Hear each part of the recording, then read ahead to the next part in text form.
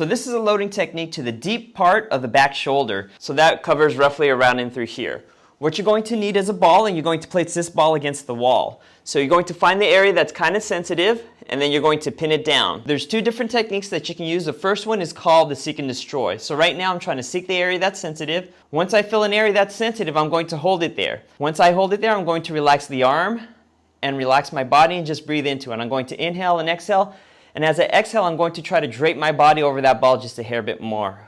As it starts to desensitize and starts to melt away, then you can go a tad bit further. The second technique is more of the pin and stretch. What you're going to do is the exact same thing. You're going to find the area that's sensitive, which is roughly about there.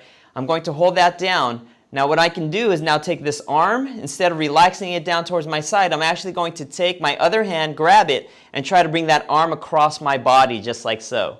As I start to bring the arm across my body, it stretches it out. So there's another variation that you can do is once you find that area, you can hold that position, you can bring that arm across, and to stack on top of that, you can slowly turn your head away and look down, or turn your head towards. So basically move your head as a driver to see exactly where you can get a little bit more out of it. And I actually feel it when I turn this way and look down, so I'm going to hold that position until it melts. Another variation to this, instead of bringing the arm across, what you can do is just hold that arm up, roughly about a 90-degree angle, just like that. So my arm is up at about shoulder height, 90 degrees with my body, and then my elbow will be bent about 90 degrees. And then from there, I'm just going to fold my forearm forward in front of me and hold that position.